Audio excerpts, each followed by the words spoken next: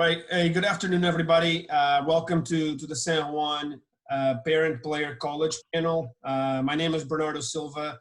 I'm the Girls ECNL Director here at San Juan Soccer Club, and I'm joined today by my colleague, Matt McDougall.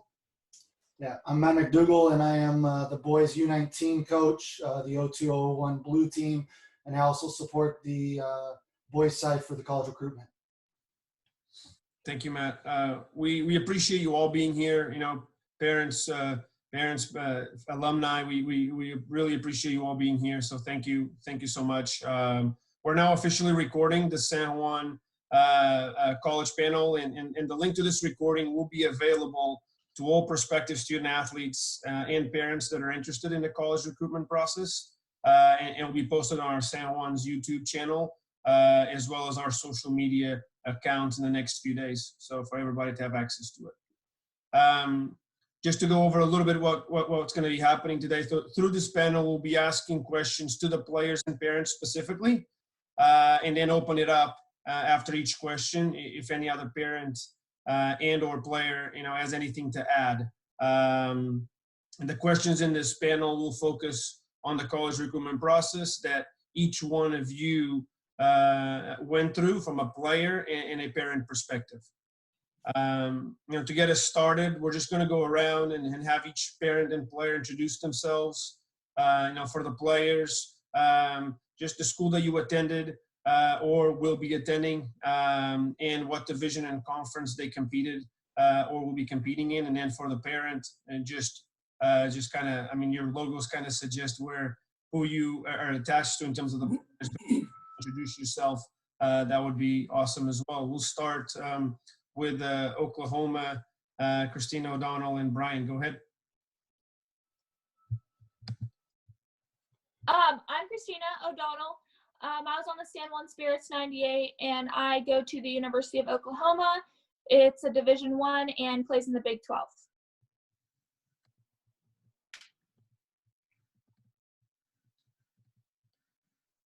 I'm Brian O'Donnell. I'm Christina's dad.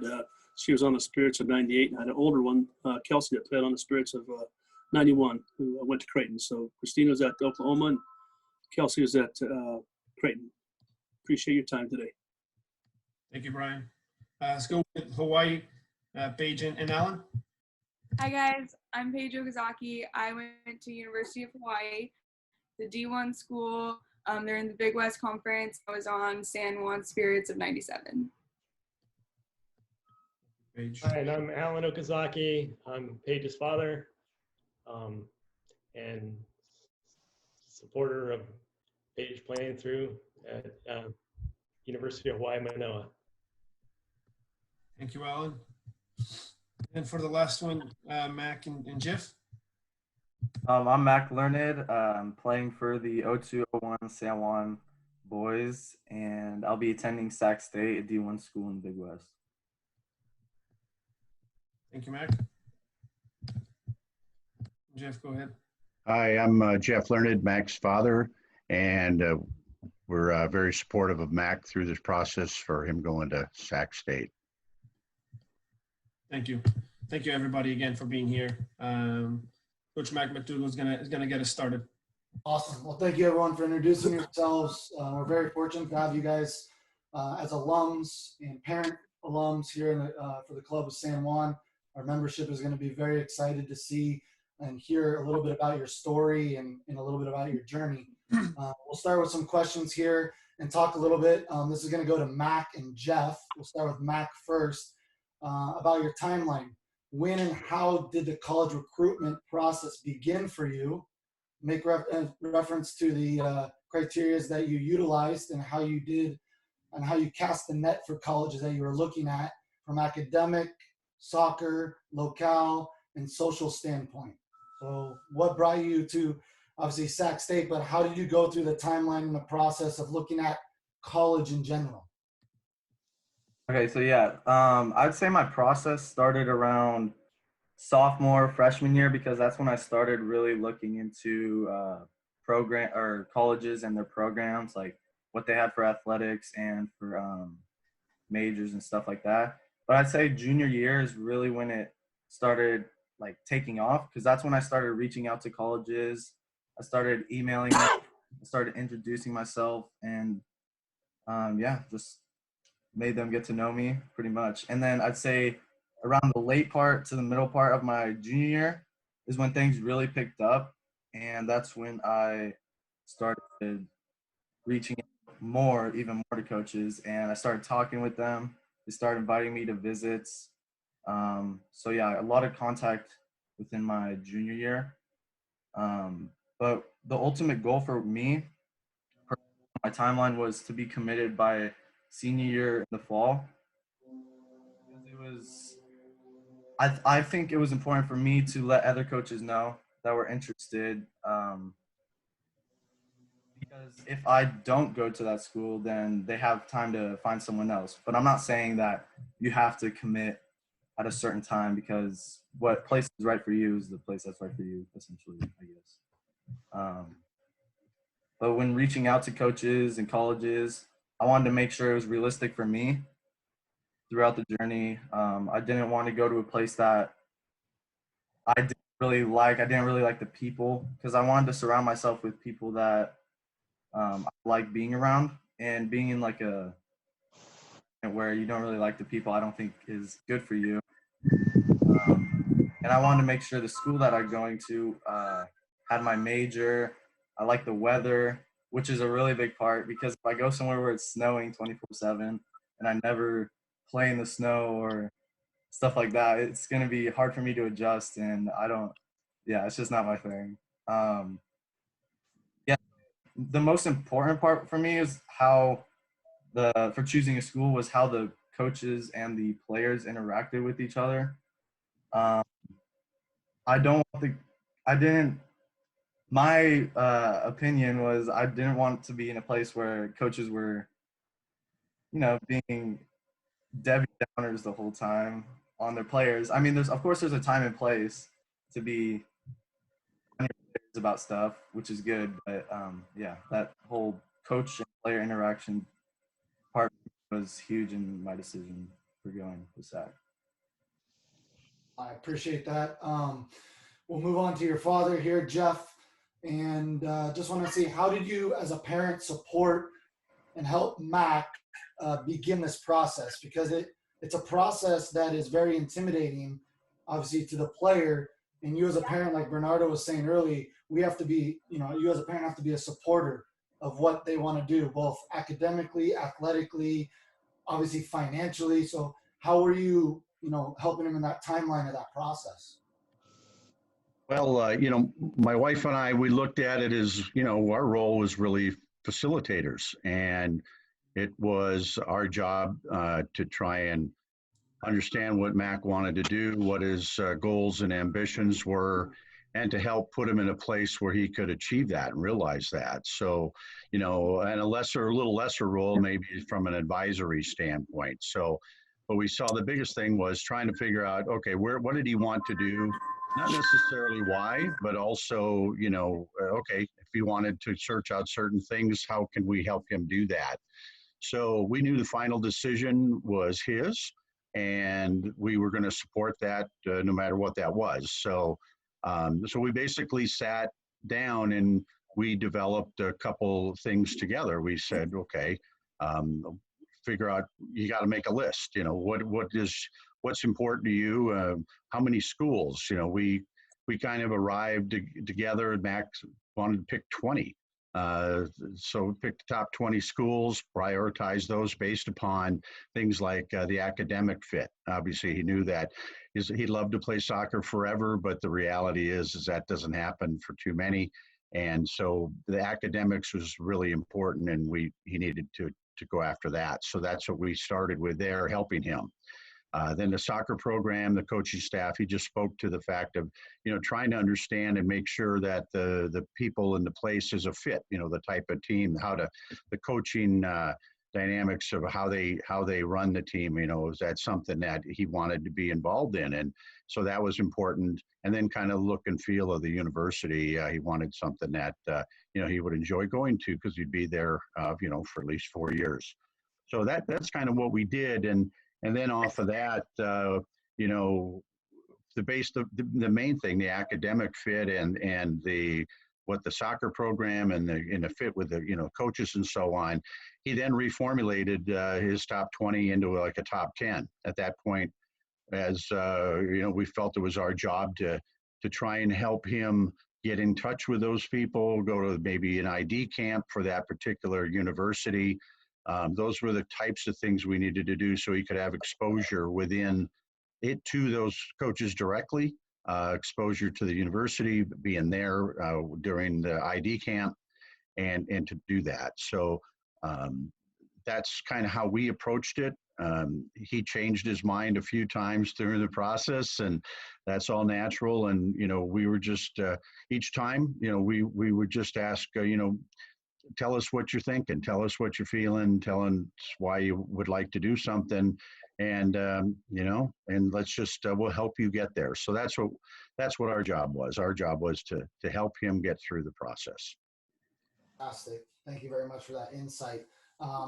Anybody else have something to add as a player or as a parent, and the timeline, because we know that the boys' timeline is typically different than the girls' timeline in the recruitment process, and that's just been the nature of the beast over over the last couple of years. So maybe Paige, Christina, or dads can help us out with a little bit of what the timeline looked for you guys on the girls' side. Well, it was very similar. Just I stress keeping your options open. Don't cut any ties too early. And I would just say keep your options open throughout time, because you never know what fits for you until you go on multiple visits, and then you figure out what you want. So keeping your options open as long as possible. Yeah, I agree with that. Keeping our options open. Also too, is ironically enough, we had a pretty good mentor when we were going through the recruiting process. We had EJ Aaron Sharp, who's now in Pleasanton, but she, during our process going to the ECNL Nationals, she would take the girls into a room and have a discussion about their schools. It started in Boise actually the year before, but about a 20-minute meeting with the girls about where they wanted to go to school and what their list was, who they wanted to, where they wanted to attend, what they wanted to pursue academically, and it kind of came to a head at the ECNL Regionals back in Virginia. And, she said you need to narrow it down to, to 5 schools and then go from there. But she was very, very, very, very instrumental in helping us making a decision, about the rules and the different pathways you need to follow during this process. So, I credit the coaches, as far as, we had last 2 years, we had Zeka and I think for 1 year, and then we had EJ for the last 2 years. They were very instrumental in the process of helping us keep us kind of on the straight and narrow as far as recruiting process is concerned. But once again, like Matt Dad said, it was just a supportive process for us. I appreciate that. Thank you guys very much. We're going to move on to the next questions here, unless Bernardo has anything else to add, and we'll move along. Yeah, no, I think that was fantastic. Appreciate you guys all insight. We're going to move on to the topic of communication with college coaches. These questions are directed to to Christina O'Donnell and Brian O'Donnell, the O'Donnell family. The first one will go to Christina. Can you give us an idea on the communication, on how the communication happened through your process? And when we're talking about this, if you can potentially address emails, so that how did the email communication develop, any sort of phone calls, and obviously the rules have changed a little bit, as well. But that doesn't really matter. Just more of the communication that you had with those coaches and your feeling through phone calls and emails and things that you wanted to point out, and then even touching it on camps. Going to camps, what did you do to connect with the coaches? What did you do to connect with that school specifically and really find out if it was the right fit for you? And then ultimately, like a campus visit, whatever visits you end up doing, Christina, during your process. So if you go emails, phone calls, camps, and then visits, if you can tackle that in one answer, that would be awesome. So I probably started emailing people. I would say seriously emailing people probably my sophomore year. And I've seen girls send emails that are essays long and from what I've heard, coaches don't like that at all. They like getting really short and sweet to the point. Hey, I'm Christina O'Donnell. I play for San Juan Soccer Club, and I'm going to be at this tournament. I'm number 8. I'd love for you to come by. Here's my game schedule. Hope to see you there. Christina O'Donnell. Super short, super sweet, and nothing too fluffed up. I know after I went to college that my coaches would be talking about girls that send super long emails, and they just really don't have the time for that. So it's really important to kind of make it short and sweet. And then phone calls probably started coming around, I think it was probably my junior year, because that was the rules that I couldn't talk to them like directly until my junior year. And I mean, I was very nervous, as anyone would be talking to a college coach. It's a little bit intimidating, but I mean, having the confidence in yourself, and they're looking at you because you're a good player and they find something important in you that can help their team. I mean, I think it's just important to be truthful with what you want out of a program, what you want out of a school, and then maybe having a few goals for yourself and for your team that you could share with the college coach to see what you can also bring to the program. And then when visits came along, or camps, I honestly didn't really go to many camps, but it's really encouraged nowadays. But back then I didn't really go to any camps. I just went to the San Juan ID camps where multiple colleges from all over the country came and scouted. And when it comes to camps and stuff, I think it's just being confident in yourself, playing with your chip on your shoulders, like knowing that you want to prove that you should be at a program that you know you can help them succeed and stuff. So then when I went on visits, it was really fun. I mean, I was always looking forward to it, but it's all about having an open mind. I mean, couple visits I went to were smaller schools, and I was like, okay, this is cool. But then I started going to bigger schools, and I realized that was the atmosphere that I felt that I would thrive at, with the support and the big fan base and everything. I felt that was somewhere that I would do really well at. So I found Oklahoma. I went to Oklahoma, Arizona, Davis, UNLV. I went on a few other visits. It's hard to remember. But, I mean, I just found that Oklahoma was a big sports school, somewhere that I felt I could thrive at. And I really connected with the coaches and the team. And fortunately, it was a really good choice. Awesome.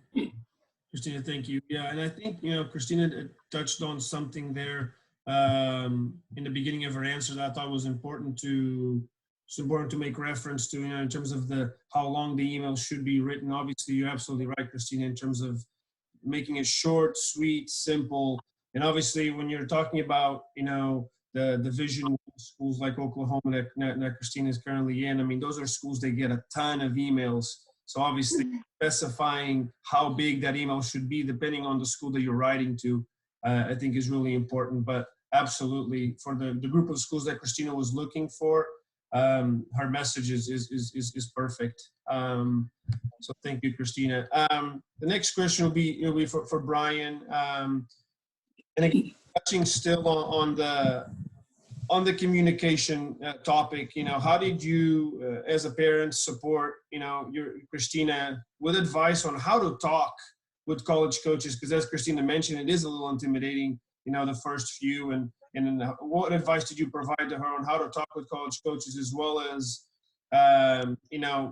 if you can talk a little about your position and role, assuming you went to some of these visits with Christina, I'm assuming. What role did you take during those visits, as well as these meetings with the college coaches were happening? What's funny is that when we were going through the process, we were involved as far as the email process is concerned. Reminder who our top schools were, and who were showing up, and they usually would show up, the ones that she emailed to, after seeing her play a couple times. But the phone call aspect of it, I wasn't a part of, but she'd inform us afterwards what transpired and what was discussed and things like that. Mm-hmm. And then the visits process was the interesting part for me, because I try to always remind her that this is a profession for these guys, and they're professionals. You need to treat them as such. If you decide to go to schools, they were going to be it'd be an important part of your life, part of your soccer career, and probably your nurturing process, after graduating from college. So it gives you a foundation of following their kind of lead. is this exact same kind of lead that they followed out of San Juan Soccer, the competitive program. But it's interesting as far as when you go to different schools. We were at like Davis went to a school, which is a beautiful school. Excuse me, somewhere very close to our our community, Eldorado Hills. So we were really excited about her maybe going there. But when they finally brought her out there, we went to a football game. There were 5 recruits, and they called them by their name. And there's 100,000 people out there screaming their names, and it's on the jumbotron. I looked at my wife Sharon, and I said, this is a done deal. This is where it's gonna be. I mean, Davis, they didn't even take us to a football game, but and I'm not saying that's a bad thing, but if you're trying to sell your program, to me, a lot of times you have to, you go to these big schools, and it's overwhelming, the facilities and the support, the fan base, all that stuff. But we always try to stay in the kind of a back on these visits. I'd be talking to maybe an assistant coach just about how the weather was and things, but we hoped with the training that she got at San Juan, the aspect as far as the information the coaches gave her, and also the way we raised her, that she was, adult enough to be able to handle her own situation, make her own decisions about who she was talking to, and also about where she wanted to go to school. Obviously as a parent, you give advice, and you want them to go somewhere that they're, you think as a parent that they'll be accepted and things go well for them, But once again, as a parent, I think, you understand that they have that ability to make that decision. And we gave both our daughters that freedom to make their own decisions. And, fortunately for them, it worked out for both of them very well. Awesome, Brian. Thank you. Yeah, just opening it up to the panel here. I mean, anybody have anything else to add in this topic of communicating with college coaches? Any words of advice for, player, parent, for our membership? I think for me, the one thing that I'd throw in there is, especially for parents that are kind of new at this game going into it, is just understanding what the rules are of NCAA rules, when you can talk to coaches, how you can talk to coaches, the whole thing. And I don't know if it's changed since then, but if it's, when you can step on campus and talk to coaches is fine, but off campus, it's emails or communications. And understanding how all that works was kind of time consuming or kind of problematic for parents to try and figure out what we're allowed to do and how we're allowed to do it. And to feel like, you're okay with reaching out.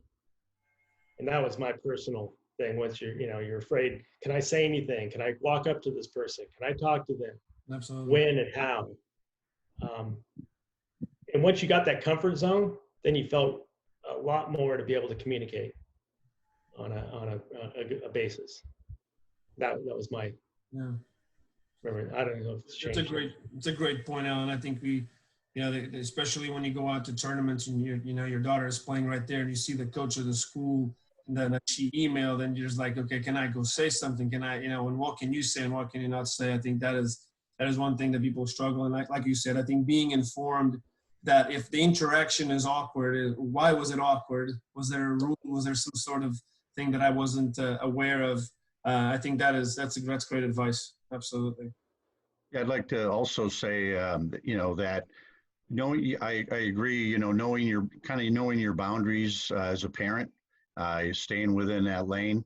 But sitting back, one thing was, sitting back and watching to see how natural did the process seem. Did your son or daughter, do they interact well with the coaches and the players, or is it forced? And how do they feel when they get done with that? And that was something that was also really important. But there's a lot of rules, a lot of baselines of those communications that you need to know as a parent.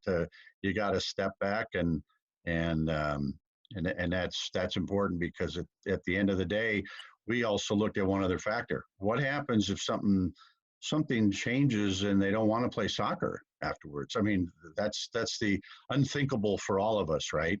Wow. Are they still going to be good in that situation there? And how the coaches and the people that they meet there at the universities that they want to go to, how do they present that situation there? And would they be comfortable at some point if they didn't play? And, that's the part none of us want to cross, but that was also important to us. Absolutely. And just touching on this, on the topic of communication, if you guys could just maybe as parents and players potentially, this obviously the financial, the money conversation is always an awkward one. Anytime that you talk about financials and where do things stand with coaches, and often we give the advice to our San Juan players about, you know, about having those tough conversations at some point in the process when it feels right. And maybe that's been previously discussed with the coach and the director and everything. But this tough question of where do I stand?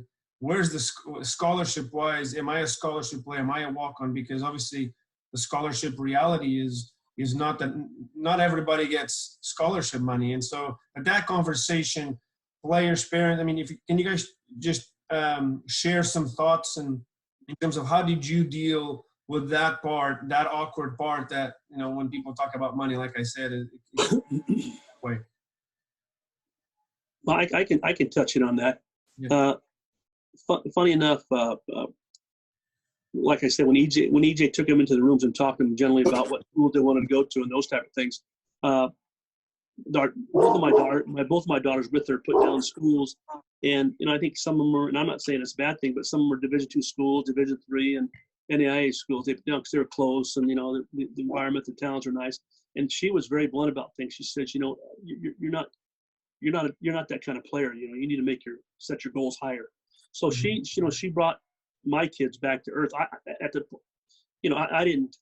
wasn't a part of that process. I mean, I didn't even think about that process when we first started, but she kind of brought them back to earth and decided to tell them, hey, you need to put your goals higher. Mm-hmm. And with that, they did that part of it, and it, and I keep bringing it back to the coaches of San Juan and stuff, but most of them took care of the financial part of it for us. They knew when to talk to the coaches, the Division I or Division II, wherever they're going coaches, and what the percentage or what full or whatever they're going to get. They took care of that for us, which was outstanding. And thank everybody for that. Thank you. Anybody else on that? I mean, as a player, oh, you can go, Paige. Oh, go ahead. You got it. No, you got it. Okay, I just was going to say that I think it's important that you just find somewhere where you really are going to fit in and that you can potentially call home for the next 4 years, regardless of the money standpoint. Like, if you absolutely love that school, you love the players, but they're offering you a walk-on spot, I think that you need to consider it because that is going to be your home for the next potentially 4 years.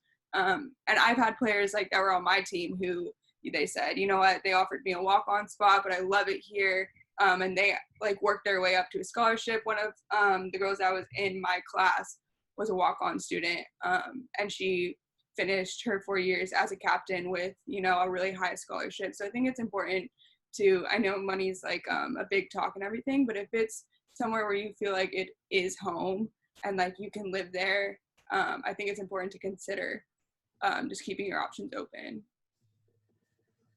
One thing I'd like to just add relative to that is once you get into a situation where a coach wants to start talking about a scholarship to, at least in our situation, what we'd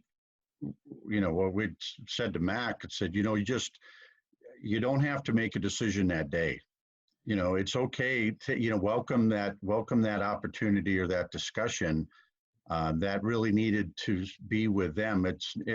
We thought, even though we're, financially invested in this too, it's really, that was where we thought the player needs to have the conversation with the coach and go through that. And when that happens, if let's say that school is maybe not your first on the list, maybe it's second or fifth or whatever, maybe it's not even fully on your radar to where you think you're going to go, you owe it to yourself to not make too quick a decision. You don't want post buyer's dissatisfaction, or you don't want to go back on your word. So, and if there's other people in the process that have engaged with you, give them the time. Give the other coaches the time.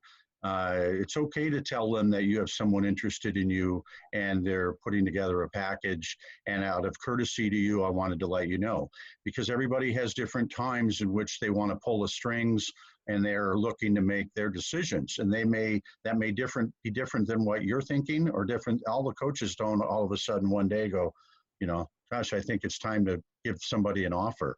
So we found that Mac was, you know, early on he said, you know, I think it's right to talk to the people that I'm really interested in, tell them I have something coming, give everybody the courtesy of time, and that's how he handled it.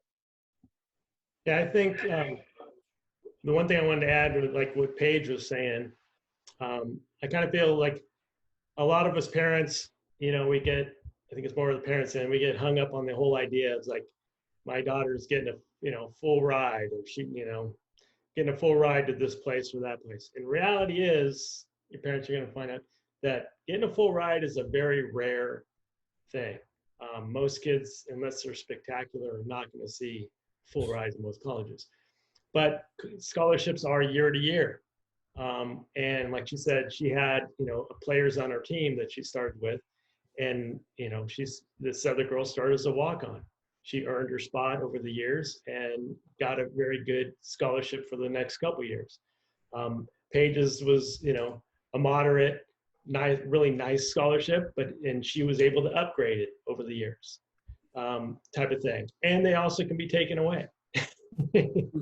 But I mean, so, you know, trying to sell your game year one isn't really the most important thing. You know, if you find a place that fits, your son or daughter wants to go there and things like that, try not to make it about the money, or try, you know, if the fit fits and those kind of things. For parents, and try not to stay about the numbers or what you can sit there and boast about, I guess, that they're getting this and that. Over the long run, you're going to find it's kind of irrelevant right off the bat. Another thing that I would like to add about just the money situation, the recruiting process, I mean, I don't think a player should ever be the one to address the money conversation, just because you don't know exactly what the college is expecting you to do. You don't know if they're just bringing you on a trip just to see what you're like as a person, and then from there on they'll watch you play more and maybe offer you if that's the case. But college coaches, I mean, there's always someone in the program that is in charge of the recruiting process and going out and finding girls or guys and like seeing what they're about and then bringing up the money conversation. So their job is to bring up the money conversation, and I don't think that a player should ever be the one to address that conversation. Awesome. This is great. Thank you, Christine. That's great advice, and everybody that contributed. That is awesome. We're going to move on to the topic here of challenges, and this will be for the Okazaki family. We'll start with Paige.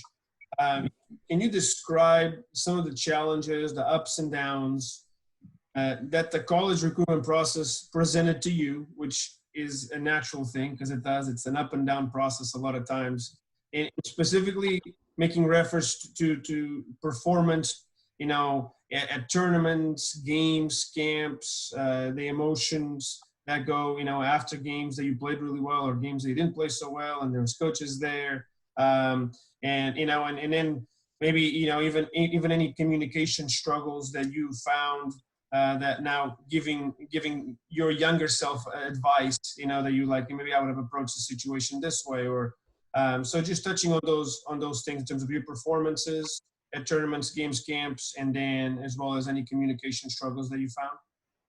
Yeah, so I actually had kind of an interesting ordeal with my recruiting process. I actually broke my ankle the summer going into my junior year. So I was on crutches for like 4 months. By the time I got back up on my feet, it was like over the halfway point into my junior year. So I was really far behind for the whole recruiting process.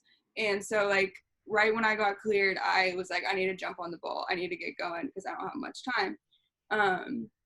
And so I started going to camps. I went to like my dream school camp, and obviously like it takes a while to come back from an injury like that. I was out for a long time. You know, there's like the mental part of it, there's the physical part of it, you know, you're like your fitness and stuff like that. And I didn't really take that into consideration much. I kind of just was like, I need to get myself out there if I want to go somewhere. So I went to like my dream school camp. I didn't perform well. So they kind of just like wrote me off. I had to earn my spot back because I was out for so long, so they had put somebody else there. So it took me a while to do all of that. My confidence level was pretty low at that point. I wasn't like opportunities that I was getting at these showcases, I wasn't really performing to the level that I was before. So I kind of had to like, you know, figure it out for myself and just say like, hey, if you want to do this, you got to put the work in, you got to do it now. So I was able to, you know, work myself back up to that point. I went to a couple camps where, you know, I performed really well. There was games that I was like, you know, on my game, stuff like that. So I think for me, my biggest struggle was just the confidence level and, you know, how late in the game I was. I actually ended up getting recruited off of a scrimmage against the Christina's team. So for me, that was really like crucial, I would feel like, because, you know, I wasn't really thinking that much of it. I was like, oh, it's just a scrimmage, you know, like I knew there was going to be a college coach there, but they weren't there to look at me type of thing. So I'm just going to go out there and play my game.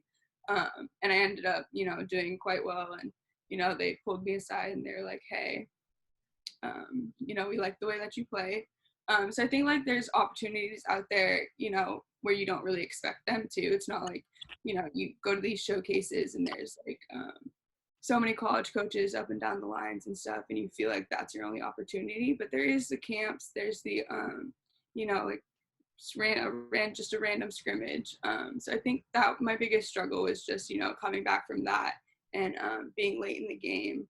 I went to a couple camps where they were like, hey, all of our spots are filled for your class already. Sorry, but, you know, nothing we can really do. So that was kind of like a little bit, you know, disappointing for me. I actually went to a camp with a couple of my other teammates, and I never heard back from them. And then it was like close to, you know, the end of, or like, you know, middle of my senior year, and they were like, hey, we're looking at you for next year.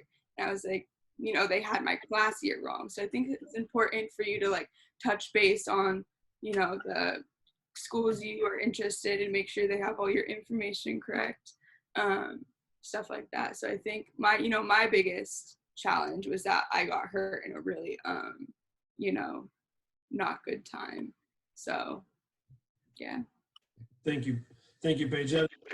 That's great insight. I think the injuries, the ups and downs with injuries, obviously at critical points in recruitment processes. I think sometimes people do stress a lot about that. I mean, obviously this COVID-19 for a lot of our, you know, junior girls has been a pretty stressful time period, because they were kind of excited about, you know, some showcase tournaments that were going to be happening and were pretty critical for their process. So I think a lot of them will be able to relate to that message. So thank you.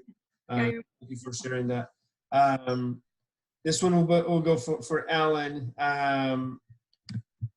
You know, how did you as a parent, you know, now, you know, support, you know, Paige through these uncertain times, right? Before and after tournaments, games, camps, obviously even through this injury, you know, and making sure that her confidence, you know, stayed well, you know, and as high as possible as she, you know, kept pushing through it, and then even, you know, any communication struggles that she shared with you, you know, phones or anything like that. Can you talk and discuss a little about your role during those times? Sure. Yeah. So the whole time about it, you know, while she was out and we were kind of behind the game, I mean, the main thing for me, my wife, and everybody was just stay positive. You know, just stay positive with her, that everything was going to be okay. We'll get back. We'll get on the ball. Just give her support the whole time. You know, we did go visit some, you know, her camp, her dream school that she wanted to go to. We went to a camp probably way premature because she had literally, you know, her foot was still wrapped up, and we still went. She didn't show too well. She had some bad touches. Coach kind of wrote her off. Kind of just have to sit there and say, okay, that's okay. Let's just move on. We'll come back. She'll do the summer camp, try it again there. But it was just, you know, just be supportive in all the things that she wants to try, and the ups and downs on that end. The other end we found was, you know, just to be open. What I did was, one thing I did back then was I put together a highlight video that I put on YouTube, and then I would just email that to coaches to see, so they can look at her that way. it did get us some good views or prospects coming out of places that we never thought of. A couple of schools out of Florida, things that weren't on our radar. So it was nice that way. We had some good communications with them.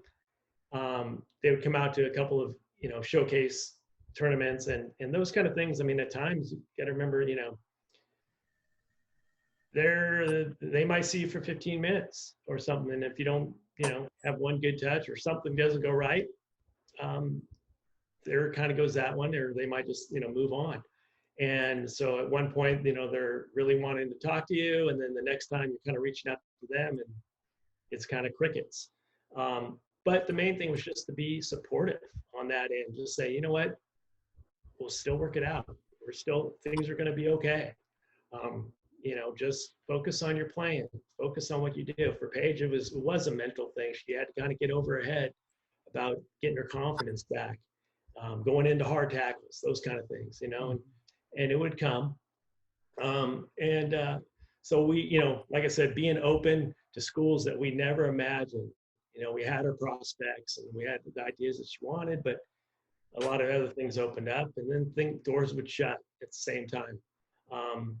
And so that was a big thing on that end, on communication things. I mean, everybody gets excited about hearing this school's reaching out to me, and you get all excited about talking about it. I'm getting an offer possibly from so-so.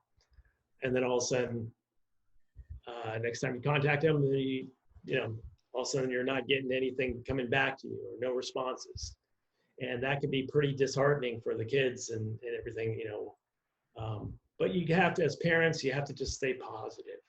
You have to sit there and really focus on what they want to do, what they want to, do they really, do they want to play soccer? Is that their main thing? Do they love the game?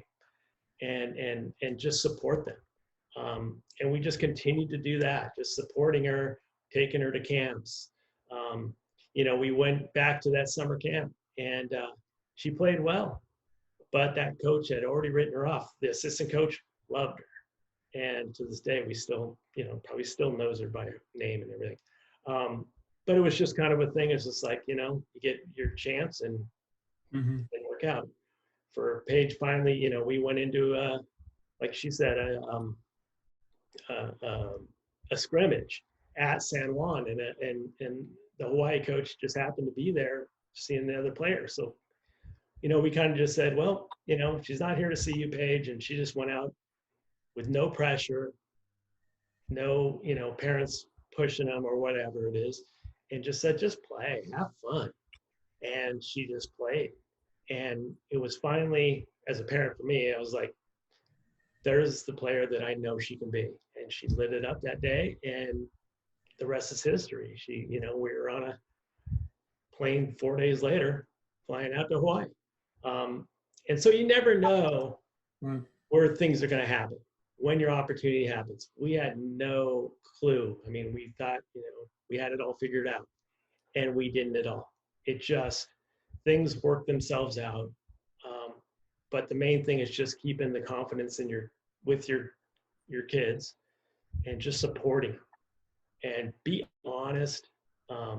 That's the other thing I think is a big thing, is being honest with them. Parents being honest with their kids and everything, and that's the main thing. So that was the challenges for us. But thank you, Alan. Appreciate that insight. Still putting it up into the panel. If you guys want to chime in on this topic of challenges, any specific challenges that weren't shared, by Paige and Alan. I mean, parents, players, challenges that you had with your process, and maybe, advice that you would give to your younger self, or that you would have done something differently, or that we can share with everybody here. Yeah, so I wanted to touch on the kind of the challenge of communicating, not really until your junior year, because that's when you're able to talk with coaches and really introduce yourself. I think it's important, once you do get to communicate with coaches and talk with them, I think get out of your comfort zone and really, you never know until you talk to them, right? Because if you don't introduce yourself, introduce yourself to them, you might be left wondering, like, what do they think of me? Oh, I don't know, because I didn't talk to them. Or, you know, that first impression is really important, and I think it helped me out pretty well. So yeah, I guess. Awesome, man. No, that's great. That's awesome. Anybody else? I would just say probably staying positive and knowing that everyone's journey is different. I mean, I had girls on my team committing in the beginning of their sophomore year or even freshman year, and it might have been one of the very first schools that they went to or something like that, but they fell in love with it and that worked out for them. But I felt like maybe I was behind the eight ball a little bit because I committed April of my junior year in high school. So I think I just had to keep reminding myself that everyone's story is different and everyone's occasion rises at different periods in time. So I think just knowing that in the end it's going to work out no matter the timeline. So don't try to compare yourself to other people's journeys because yours is unique in itself. Right. Exactly. That's a great one. And I think we talk a lot with our players about this, you know, sharing versus comparing. It's like different ideas, right? Sharing how your process is going and the ups and downs and the challenges and the good things and what did you learn on this visit from this coach? That's sharing. But now, if you are now comparing yourself to them, now you're kind of, you know, you're losing sight of what this is all about, which is about finding the right fit for you and for your family, right? So we talk a lot about that with our membership. So it's great advice, guys. Doogie, passing it on to you.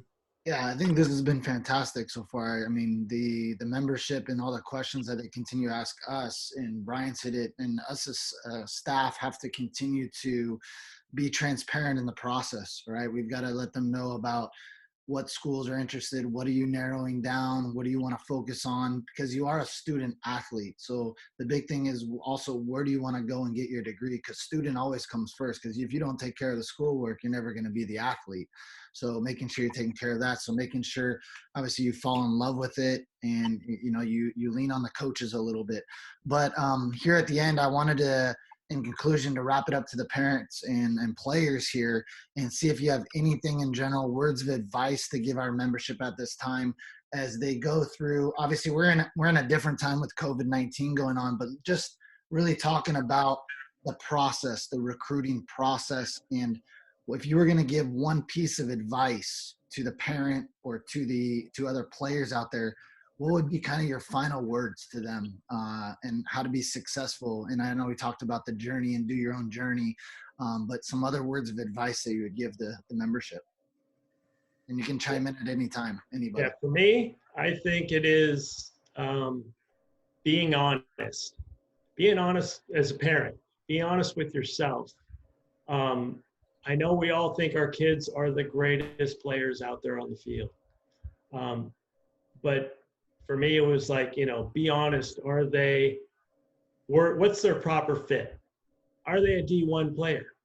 Are they a D2 player? NAIA? What would fit them well to be able to accomplish what they want to? I know everybody wants to be D1 and all the stuff, and there's a high pressure on it. But is it going to be a good fit for them? And they might have a great experience playing, you know, in a league in a conference that fits them well. And us as parents get caught up too much on, you know, oh my, we're going D1 and things like that.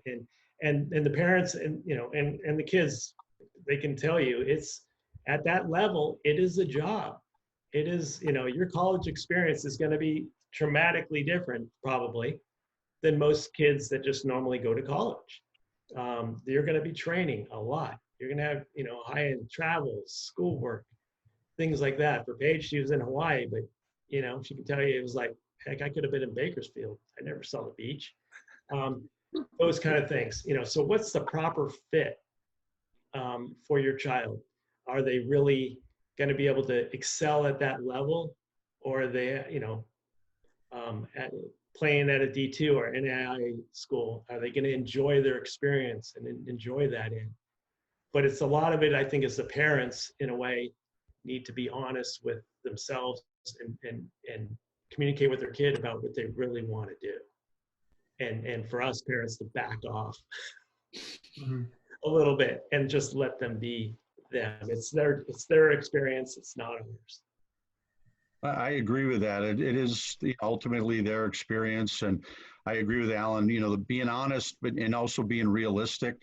Not everybody has the same potential, but being honest, realistic, and then really humble and grateful because this is a great opportunity that it's a great time of their life to experience this and to go through it.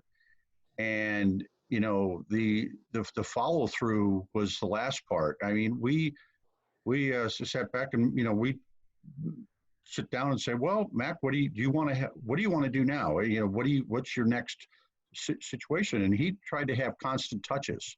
So thinking one of the things we saw with some others, some of his friends, was they started down the process and they thought, well, I went to the camp, I met the coach, I sent them my video. Now I'm going to sit back and wait.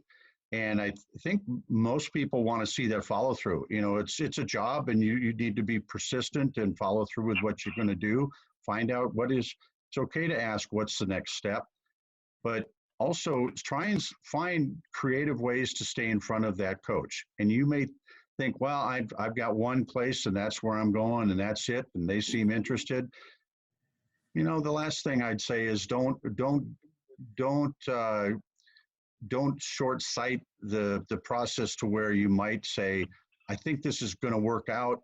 You have to, like anything, you have to work through the process, and it may or may not work out with your first choice. Maybe it's your second choice. Maybe it's your fifth. And maybe your choices through the process change, and that's okay too. But staying in touch, the constant contact, but make it relevant, short, sweet, and meaningful. Fantastic. Anybody else have anything, last things to add? Yeah, as a player, I feel like confident in your abilities when going through the process, because just because one door closes, you might feel like, oh, that's over, I have to settle for something else. But if you keep playing with confidence, you keep feeling confident in yourself, other doors will open and you never know what might come up. Fantastic. Also, there's a couple of common words that we're using. It's process and journey. The recruiting is a process, and the actual soccer itself is a journey. And I can only relate to my daughters is that the journey itself of attending the schools they attended, Creighton, Oklahoma, it's a job. I mean, it is a job. And, you understand very quickly that the coaches' livelihoods are based upon performance for them too. So they demand a lot out of you. And sometimes I think, from the feedback I got from my daughters is that really sometimes the coaches, it's kind of a rude awakening, but they want you to focus on soccer. I mean, your academics is part of that process, but their job there is to coach soccer. So, you have to be able to manage your time appropriately, put the time in academically and put the time in on the soccer field. But it is a process. And, during the seasons, I know for a fact that, it wasn't a fun time for my daughters because, you get up at 6 o'clock in the morning, you're practicing until 7:45, 8 o'clock, wipe your face off. You got to be in class at, 8:30 and you're going till, 1:30. And then your double days, you're working out again from 5 till 7. So it's not as fun as it's cracked up to be. It's a job, and you have to understand that going in the process. So once again, it's a process and a journey. So it's important that you understand that going in. Yeah, I definitely agree with that too. Like, it is really fun. You're going to meet like some awesome people along the way and everything like that, but it is the job. So I think like those people that are out there kind of like on the bubble take a lot out of you. It's hard on your body, but it is a good journey and it's really fun. So I ended up, blowing out my knee. So I didn't get to finish my senior year because it is really hard on your body. But yeah, it's all worth it if you're really willing to put all of yourself and all of your time into it. And something else off of that, I mean, I agree with everything.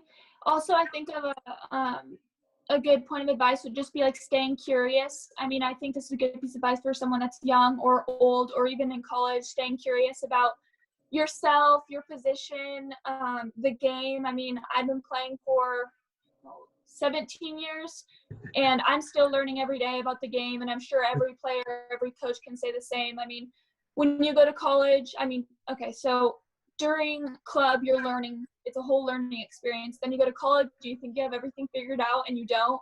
And you just got to keep learning and staying curious about your position, and just like knowing that it is a job and that you're there to take someone's job, and realize that you're constantly learning throughout the whole process. And I think that's really important for club coaches to see the recruiting process, and then also in college to get the optimal amount of playing time and experience that you want out of college program.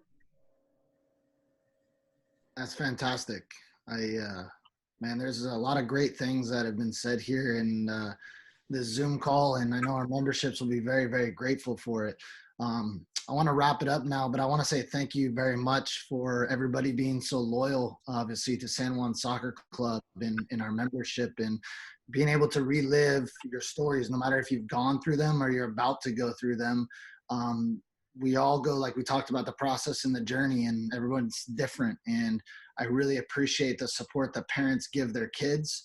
And I know kids, there's a lot of pressure on you as well, or players as well, and the ability to handle it, and there is a journey, there is a road, there is a place that you are going to go. And I'm just really, really proud to be part of this club, and that you guys have come from this club. So I appreciate everything. I'd like everybody to be safe out there, and we look forward to seeing you soon. We don't want you to be strangers. We'd love for you to come out and see our new complex, see some of the coaches that helped you through the journey. And it's also great for our players to see you return and have that relationship, because it just shows them that it can be done. So we thank you for that. Bernardo, thanks you as well for being here. And we look forward to seeing you guys soon. Thank you very much.